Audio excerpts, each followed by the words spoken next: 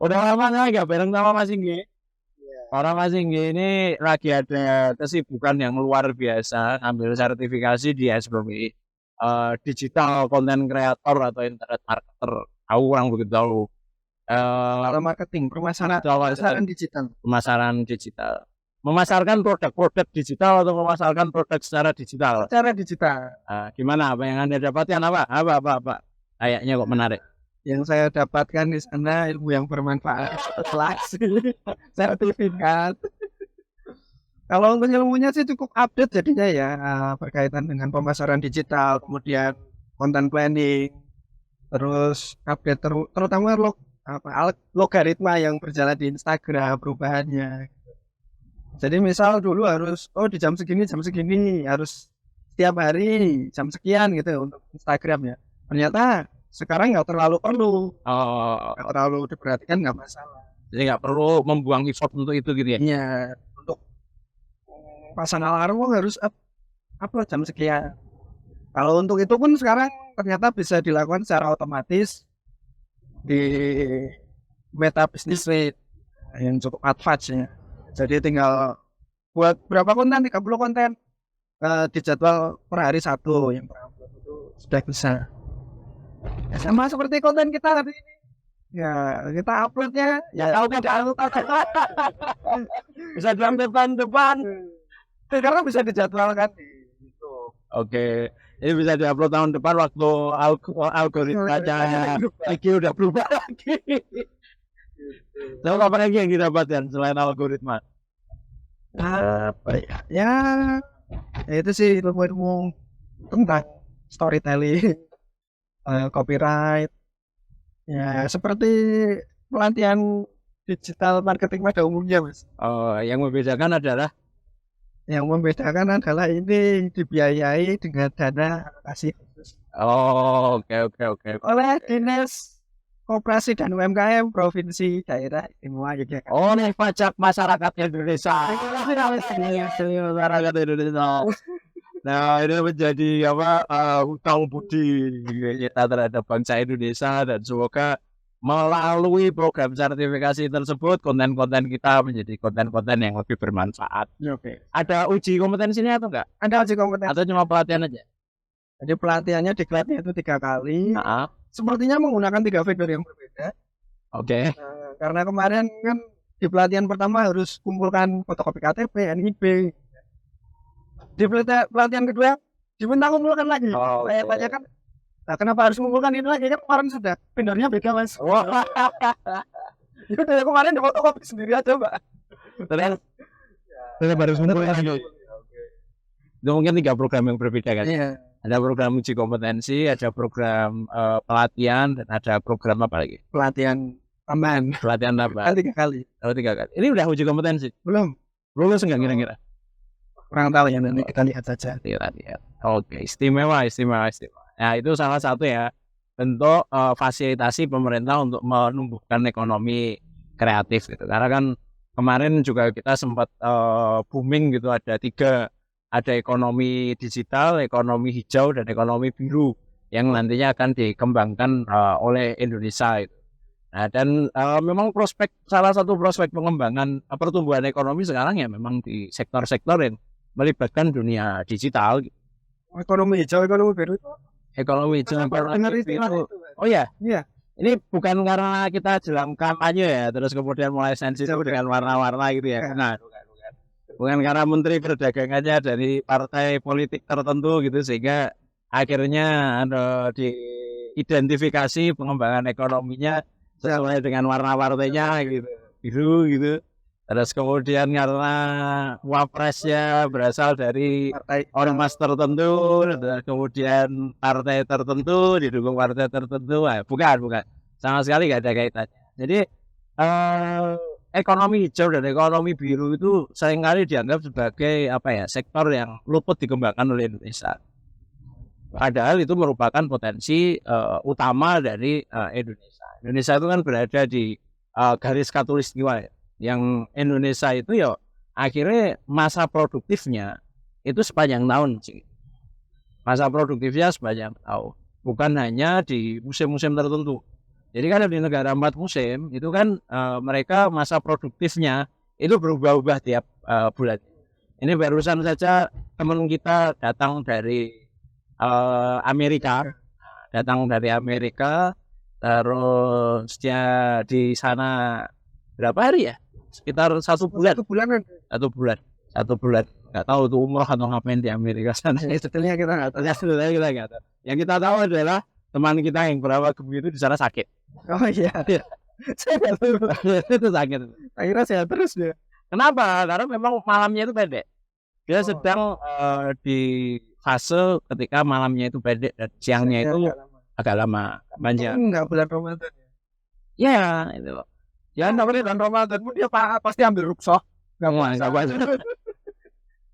Atau ada apa namanya ngambil azan maghrib Indonesia. Itu salah ya. Jadi mungkin dia akan ke area sana ketika malamnya sedang panjang. Oh iya. Puasanya jadi pendek. Nah ini aja yang simpel aja gitu misalkan. Ternyata Indonesia ini sekedar punya durasi waktu siang dan malam yang konstan saja. Ini juga membawa keuntungan yang luar biasa di sektor pertanian itu misalkan.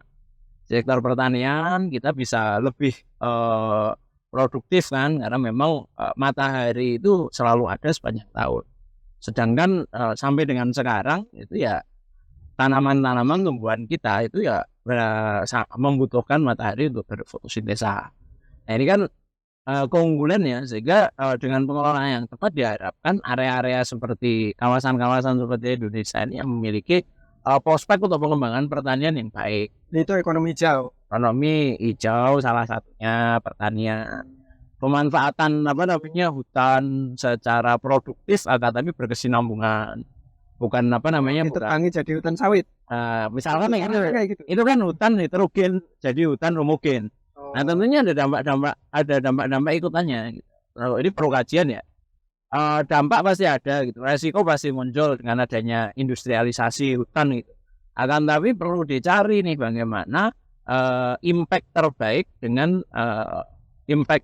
dengan dampak negatif yang seminimal mungkin. Ini membawa pertumbuhan ekonomi, tapi ya tetap aja harus diperhatikan karena berkesinambungan.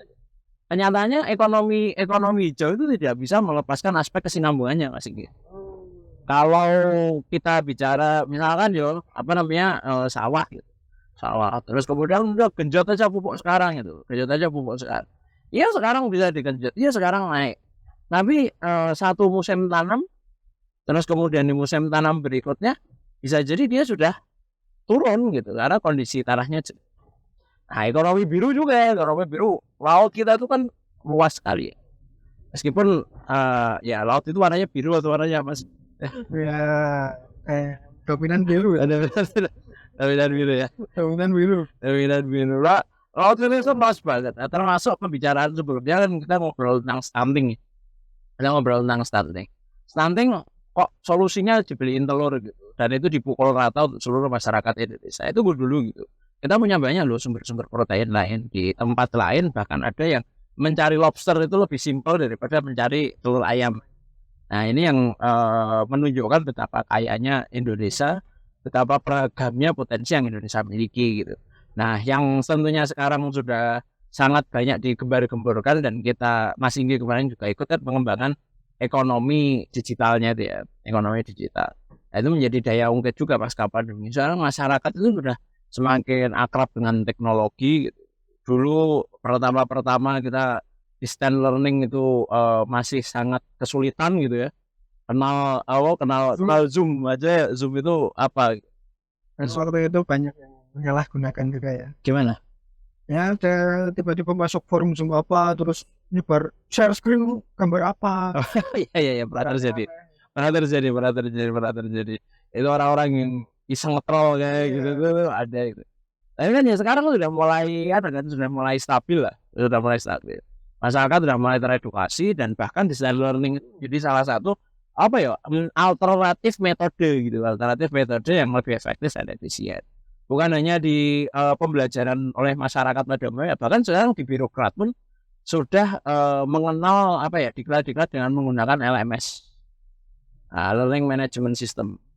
Jadi kalau dulu yang namanya diklat itu harus datang ke satu lokasi, harus makan di sana, harus minum di situ, harus sewa tempat, terus kemudian sebagian karena jarak yang sangat jauh gitu harus sewa hotel gitu.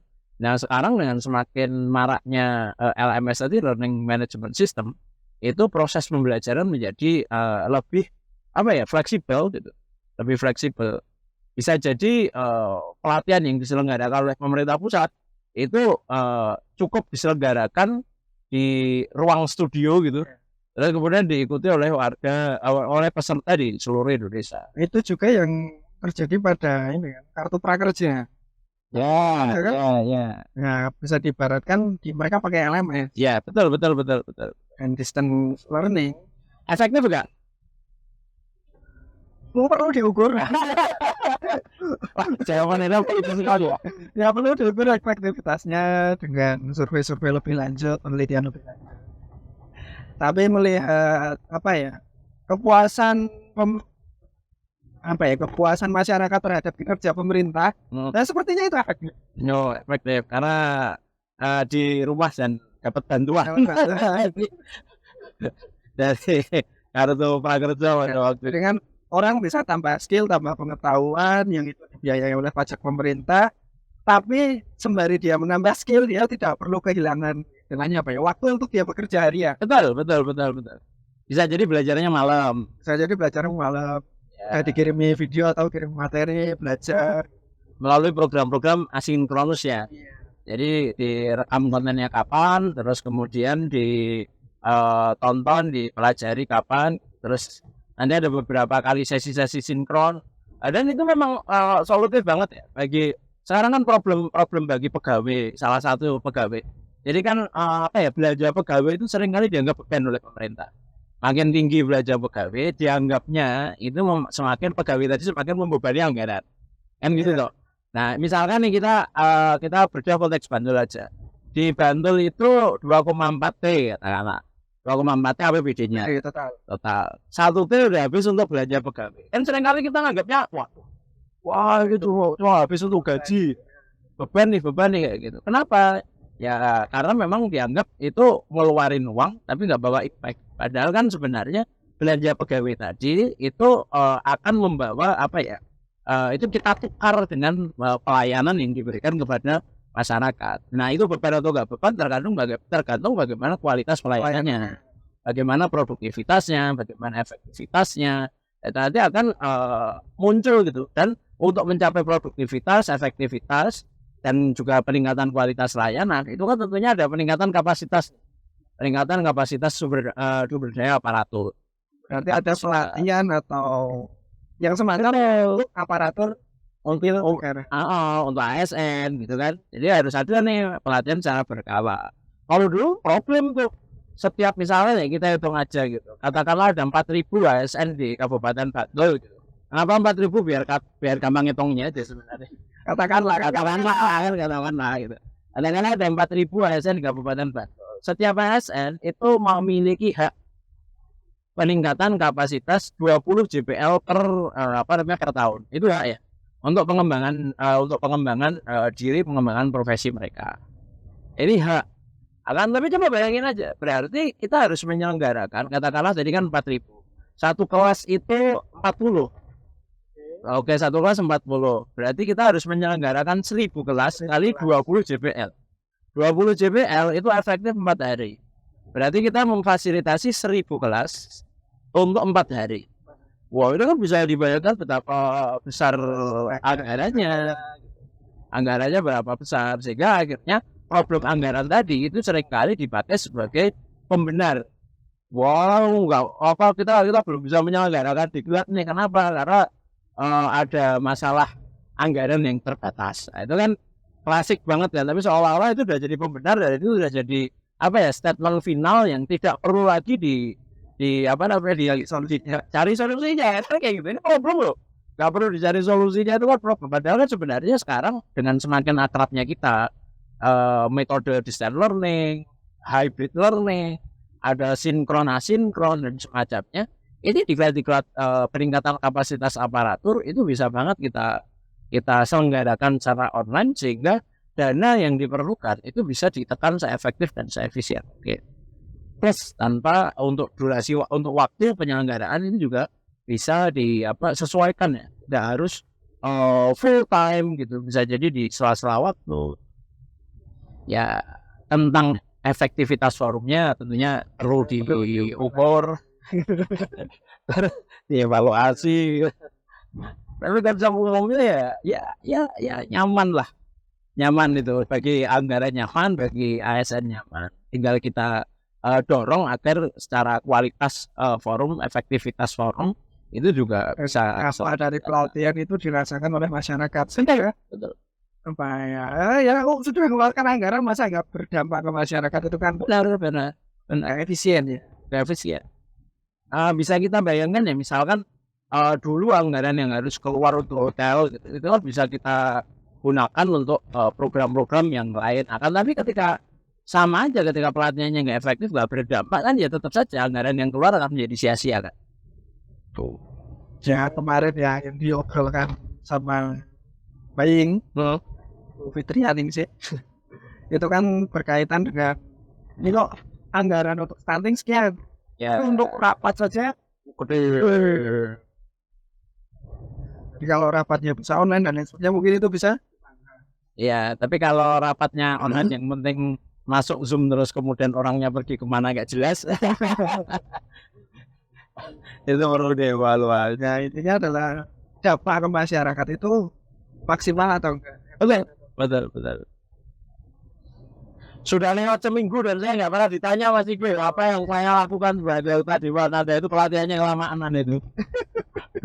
dua minggu. Nah, itu yang menggantikan saya itu katanya kan itu. Karena itu karena nggak di briefing. Nggak tuh. Karena mungkin itu bagian saya.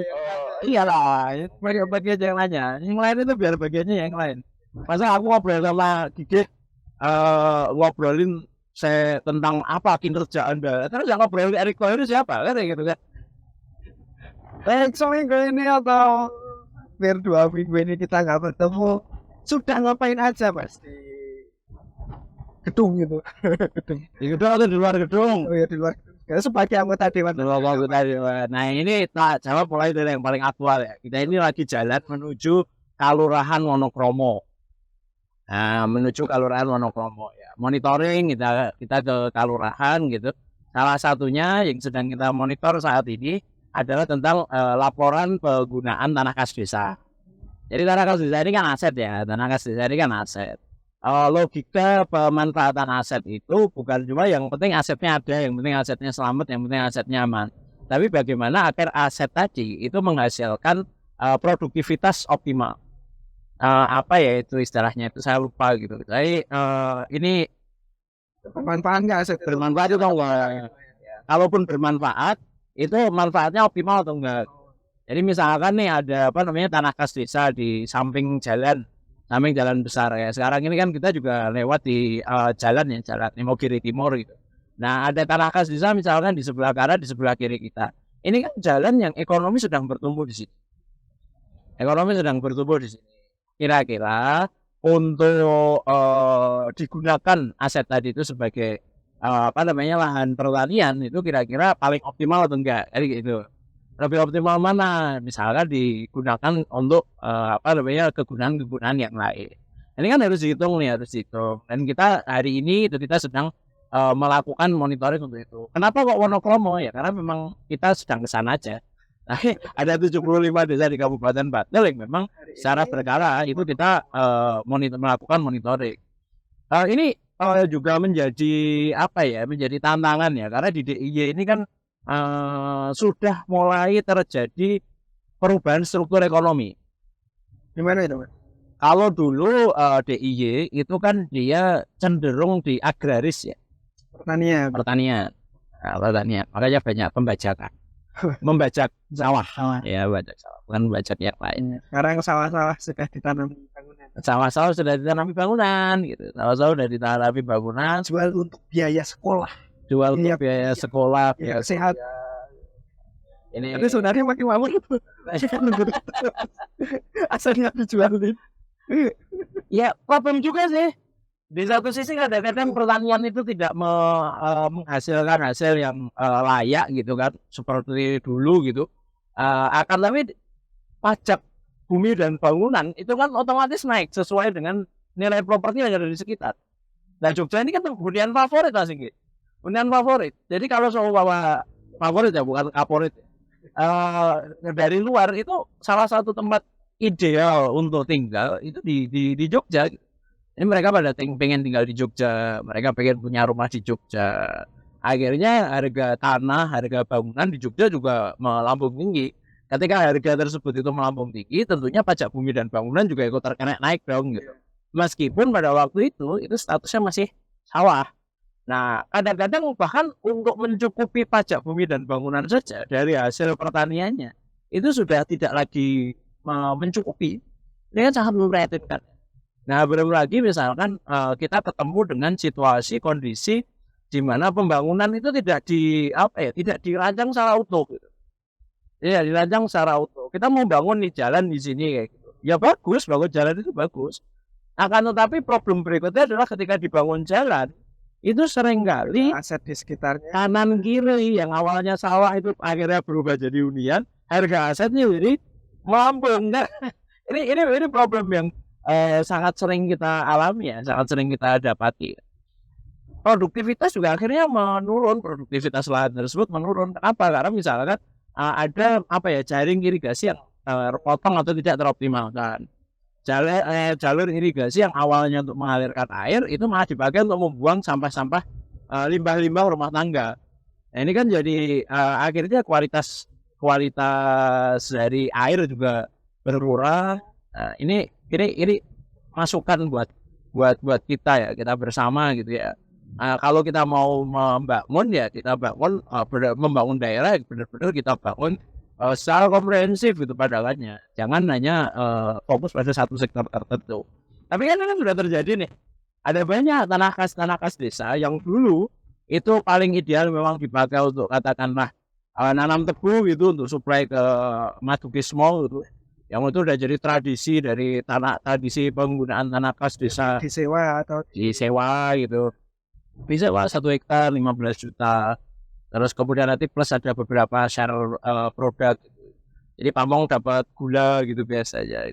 Nanti untuk dijual atau punya akses untuk membeli gula secara harga grosir melalui koperasi itu karena jadi anggota koperasi di Madukismo. Ya itu selama ini bisa berjalan dan masih baik. Tapi kan beberapa lahan udah nggak bisa lagi. Beberapa lahan yang di sekitarnya sudah jadi pemukiman itu akhirnya irigasinya menjadi tidak lancar. Air masuk ke sana mungkin masih oke, tapi buangnya kemana ke selatan udah gak ada sawah lagi kayak gitu. Nah akhirnya dari Madukismo juga beberapa itu sudah tidak lagi memperpanjang kontrak dengan desa setempat. Kalau nggak ada alternatifnya kan kasihan sekali. Kalau nggak ada alternatifnya kasihan sekali, mau dipakai untuk apa? Padahal udah berhektar-hektar dan selama ini itu juga menjadi sumber pendapatan asli desa. Nah, ini kita kan melakukan monitoring dan kita tanyakan ada masalah atau enggak. Kalau ada masalah, siapa tahu kita bisa sharing solusi. Misalkan Wonokromo nih ya. Ini kita sekarang udah sampai di Jejeran. Jejeran itu ya udah dekat sama Kelurahan Wonokromo. Ini sebenarnya dekat, tapi kita nanti muter dulu ya karena masih banyak. Obrolannya masih banyak. Ya kita ngobrolin ini Wonokromo. Nah, kita ngobrolin Wonokromo. Ini kan di sekitar Jejeran ini kan warung sate ini kan banyak sekali ya, sate kelata itu banyak sekali. Nah, cuma problem selama ini itu memang kambing yang dibutuhkan itu tidak mampu dicukupi oleh sekitarnya. Tidak mampu dicukupi oleh sekitarnya. Nah, misalkan tadi ada warung sate Pak Pong gitu. Yang satu hari itu dia bisa nyembelih 40 ekor kambing, bahkan pada musim-musim tertentu itu bisa lebih tinggi dibandingkan dengan itu. Ini kan, dan ini hanya satu, yang lain masih banyak lagi. Asumsikan ada warung terus masing-masing 40. Ya kalau masing-masing 40 nggak bisa. Itu banyak sekali. Tapi sebanyak itu lah, sebanyak itu. Katakanlah per hari 100 ekor kambing mesti di sini terjadi transaksi jual beli di sini 100 ekor kambing itu pasti setiap hari.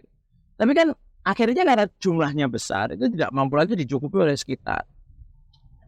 pertumbuhan ekonominya di sektor industri pengolahan naik, tapi akhirnya bocor dong, keluar dong. Kan rumus pertumbuhan ekonomi itu kan dasarnya adalah memperbanyak uang masuk, meminimalisir uang keluar. Nah, karena kan kalau di konteks nasional ada istilahnya itu net ekspor gitu. Makin tinggi kita ekspor ke luar, itu akan berpengaruh pada pertumbuhan ekonomi secara positif. Nah, ekspor keluar itu kan artinya ada uang masuk ke dalam. Kalau cuma buang barang keluar tapi nggak ada uang masuk, ekonomi nggak betul juga. Itu namanya sedekah, atau itu namanya buang sampah. Ini kan akhirnya padahal sebenarnya bisa banget dicukupi gitu. Mungkin atau enggak misalkan tanah-tanah yang sekarang sudah tidak lagi diperpanjang kontraknya oleh Madukismo gitu karena satu dan lain hal. Di sisi yang lain memang kapasitas produksi Madukismo untuk mengolah dari bahan baku itu sudah tidak sekuat dulu ya mesin-mesinnya gitu. Dan memang sekarang sudah ada lebih banyak cara yang dirasa lebih efisien sebagai sebuah industri dibandingkan harus mengambil bahan baku secara langsung dari warga masyarakat. Nah ini kan bisa aja nih dikonversi gitu dari awalnya di situ apa itu namanya tanam tebu, nah, menjadi misalkan integrated farming, yang terintegrasi. pertanian peternakan yang terintegrasi. Misalkan kayak gitu, itu kan menarik. Di situ ada peternakan, ada penggemukan, peternakan kambing. Di sisi yang lain hijauan pakannya sudah disediakan di sana. Karena kalau seumpama kita ngelola kambing 5 ekor kayak gitu, kita masih bisa, nggak usah terlalu banyak, nggak terlalu banyak mikirkan urusan pakan gitu, udah disampein gitu. Tapi kalau seumpama kita ngelola kambing 100 ekor, lah setiap hari orang arep ngarit kok pikir-pikir dalan kalau sudah cukup bro. Kan kayak gitu. Akhirnya skala peternak kita kalau tidak dikembangkan sebagai satu apa ya sistem yang terintegrasi itu sulit gitu. Akhirnya untuk berkembang kapasitasnya nggak naik-naik. Ya kapasitasnya cuma 5, 10 aja kalau semua akhirnya tidak mampu lagi tercukupi kebutuhan dari warung-warung sate di jajaran dari internal jajaran. Nah ini kita lakukan monitoring, kita cek gimana penggunaannya, udah bener atau belum pendataan asetnya. Tapi kan tidak sekedar benar ya. Kalau semua sekedar benar, rata-rata secara administratif sekarang pencatatan sudah rapi. Tapi bagaimana sampai pada tingkat penggunaan yang paling produktif? Dan Bermanfaat kita. Kayak apa? Serius bermanfaat bagi sesama. Saya dari ketemen politik. ya begitu obrolan kita tadi dari membangun ekonomi digital, terus ternyata ada, saya baru kenal istilah tapi ekonomi biru, ekonomi hijau, ekonomi digital, ternyata ada istilah itu sampai ke mungkin ekonomi digital kita ganti istilahnya dengan ekonomi orange. Biar ada orange ya. Biar ada bau-bau partai politik tertentu.